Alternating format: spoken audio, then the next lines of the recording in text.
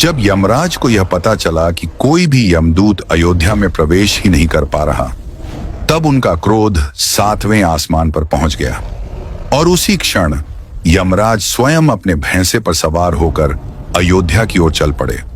और जैसे ही वह अयोध्या के मुख्य द्वार पर पहुंचे, उसी क्षण हनुमान जी उनके मार्ग में खड़े हो गए। काफी समझाने बुझाने के बाद भी जब हनुमान जी ने यमराज को अयोध्या के भीतर जाने नहीं दिया, तब यमराज का क्रोध भड़क उठा और फिर यमराज ने अपने भयानक यमदंड को उठाया और गर्जना करते हुए हनुमान जी पर प्रचंड आक्रमण कर दिया। पर शायद वे यह भूल बैठे थे कि वे केवल काल हैं और उनके सामने खड़े हनुमान महाकाल के भी अधिपति हैं। दरअसल त्रेता युग अपने अंत की ओर बढ़ रहा था और श्री राम की दिव्य लीला भी अब समाप्त होने वाली थी। लेकिन उसी समय पूरे यमलोक में अचानक शोक और भय की लहर दौड़ गई, क्योंकि कुछ ही क्षण पहले यमराज स्वयं जलती हुई पृथ्वी से घायल अवस्था में यमलोक लौटे थे। यमलोक का हर द्वार स्तब्ध था, हर यमदूत मौन खड़ा था। कोई भी यह समझ नहीं पा रहा था कि यह सब कैसे हुआ। जिस यमराज के नाम से समय स्वयं कांपता है, उन्हें घायल करने का साहस आखिर किसने किया? वह कौन सा पृथ्वीवासी था जो मृत्यु के देवता से भी अधिक शक्तिशाली निकला? असल में यह सब कुछ ही दिन पहले घटित हुआ था। यमलोक के दरबार में यमराज और चित्रगुप्त के बीच एक अत्यंत गंभीर विवाद छिड़ गया था। चित्रगुप्त ने भारी स्वर में कहा, भगवान, वह समय आ चुका है जब आपको स्वयं श्री राम से निवेदन करना होगा कि वे पृथ्वी की लीला को विराम दें। लेकिन इसमें एक बहुत बड़ी बाधा है। यमराज ने कठोर दृष्टि से देखते हुए पूछा, चित्रगुप्त, वह बाधा क्या है? स्पष्ट शब्दों में कहो। तब चित्रगुप्त बोले, भगवान, कई वर्षों से एक भी यमदूत अयोध्या में प्रवेश नहीं कर पाया है। इसी कारण अयोध्या में किसी भी मनुष्य की मृत्यु संभव नहीं हो पा रही। यदि आपको विश्वास न हो तो स्वयं यमदूतों से पूछ लीजिए। जब यमराज ने यमदूतों को बुलाकर प्रश्न किया तो उन्होंने कांपती हुई आवाज में कहा, जैसे ही हम अयोध्या के समीप पहुंचते हैं, वहां द्वार पर पहरा देने वाले एक वानर के शरीर से ऐसा तेजस्वी दिव्य प्रकाश प्रकट होता है कि वह हमारे शरीर पर पड़ते ही हमें जलाने लगता है और उसी क्षण हम आगे बढ़ने में असमर्थ हो जाते हैं।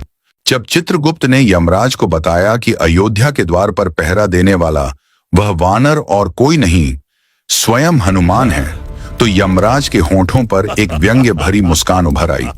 वे हंस पड़े और उपहास करते हुए बोले, तुम लोग हनुमान से इतने भयभीत क्यों हो? यदि मैं चाहूं तो किसी का भी अंत कर सकता हूं, फिर वह हनुमान किस गिनती में है?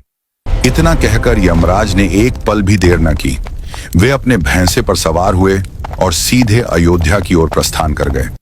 लेकिन जैसे ही यमराज अयोध्या के मुख्य द्वार पर पहुंचे, उसी क्षण उनके मार्ग में स्वयं पवन पुत्र हनुमान खड़े दिखाई दिए। हनुमान जी ने अत्यंत विनम्रता के साथ हाथ जोड़कर प्रणाम किया और शांत स्वर में कहा, हे मृत्यु के देवता, आपका इस पावन नगरी में आगमन कोई साधारण संकेत नहीं है।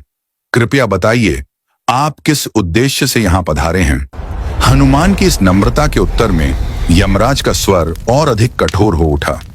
अहंकार से भरे शब्दों में उन्होंने कहा, हनुमान, मेरे मार्ग से हट जाओ।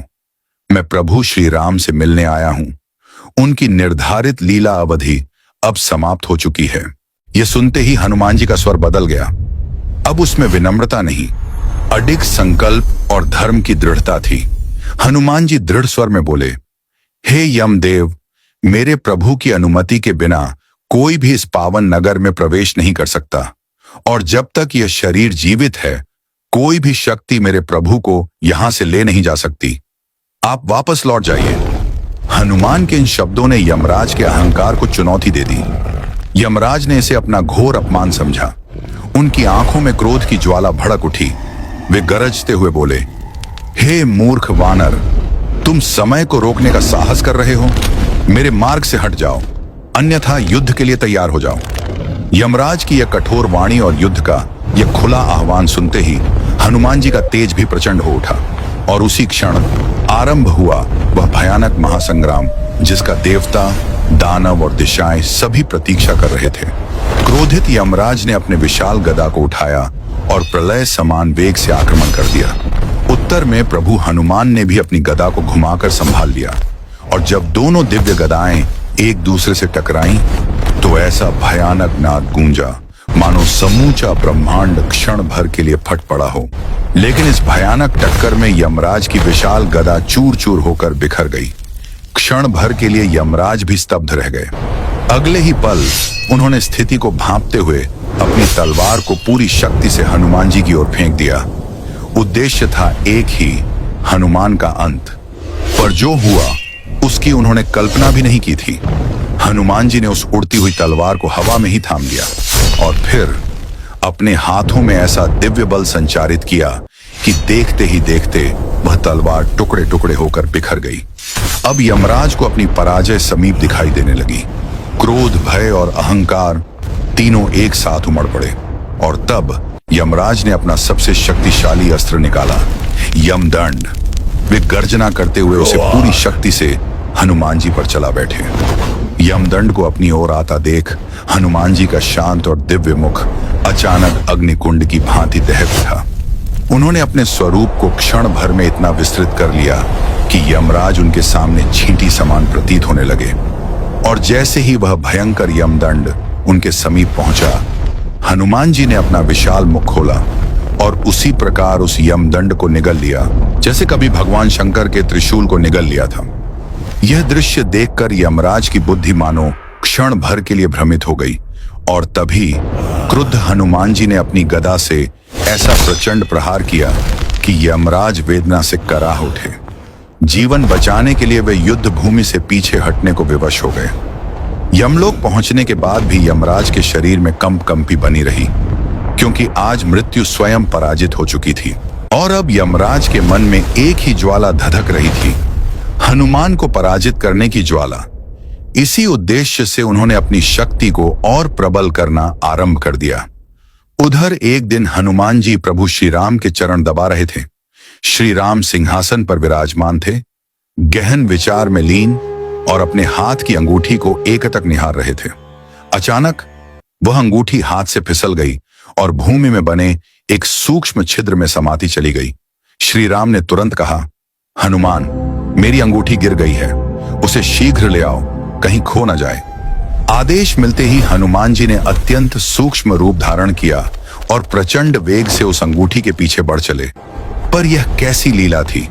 हनुमान जी पूरी शक्ति से दौड़ रहे थे, फिर भी वह अंगूठी उनसे दूर होती जा रही थी। वे अनेक बार समूची पृथ्वी का चक्कर लगा आए, किंतु अंगूठी की गति और भी तीव्र होती चली गई। हनुमान जी समझ नहीं पा रहे थे कि यह कैसी दिव्य परीक्षा है। उधर हनुमान जी अंगूठी के पीछे दौड़ रहे थे और इधर यमराज दूसरी बार अयोध्या की ओर प्रस्थान कर चुके थे। तभी हनुमान जी ने देखा, वह अंगूठी सुमेरु पर्वत की एक गूढ़ गुफा में जा गिरी और वे क्षण भर की देरी किए बिना वहीं पहुंच गए। लेकिन गुफा के द्वार पर बैठे एक वानर ने उन्हें रोकते हुए पूछा, कौन हो तुम? हनुमान जी ने शांत स्वर में उत्तर दिया, मैं हनुमान हूं। यह सुनते ही वह वानर हंस पड़ा और बोला, इतना दुर्बल वानर हनुमान कैसे हो सकता है? असली हनुमान तो भीतर हैं। यह सुनकर हनुमान जी स्वयं विस्मित रह गए। उन्होंने भीतर जाने की अनुमति मांगी।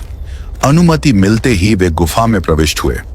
अंदर कदम रखते ही उन्हें ऐसा दिव्य वातावरण अनुभव हुआ मानो प्रभु श्री राम के सान्निध्य से भी अधिक पावन। तभी वहां एक अत्यंत विशाल और तेजस्वी हनुमान जी प्रकट हुए और बोले, आइए पवन पुत्र हनुमान, आपका स्वागत है। हनुमान जी ने आश्चर्य से पूछा, हम दोनों हनुमान कैसे हो सकते हैं? तब उस विशाल हनुमान ने कहा, मैं पिछले कल्प का हनुमान हूं और आप इस कल्प के। बताइए किस उद्देश्य से आए हैं? हनुमान जी बोले, मैं प्रभु की अंगूठी लेने आया हूं, वह इसी गुफा में गिरी है। यह कहकर विशाल हनुमान जी ने अंगूठियों के एक विशाल ढेर की ओर संकेत किया और बोले, यहां जितनी अंगूठियां हैं उनमें से जो तुम्हारी है तुम स्वयं पहचान लोगे। असंख्य अंगूठियां देखकर हनुमान जी स्तब्ध रह गए। तब विशाल हनुमान ने कहा, जब जब पृथ्वी पर श्री रामावतार की लीला पूर्ण होती है, प्रभु राम अपने हनुमान को इसी प्रकार अंगूठी लेने भेजते हैं। एक अंगूठी इस लोक में आती है और दो हो जाती हैं। एक हनुमान साथ ले जाते हैं, दूसरी यहीं रह जाती है, और यही तुम्हारी अंगूठी है। इधर हनुमान जी इस अद्भुत लीला में उलझे हुए थे और उधर यमराज अपनी पूर्ण शक्ति के साथ अयोध्या के द्वार पर पहुंचकर हनुमान को पुकार रहे थे। उसी क्षण आकाश से वाणी गूंजी, हे धर्मराज, प्रभु श्री राम आपकी प्रतीक्षा कर रहे हैं।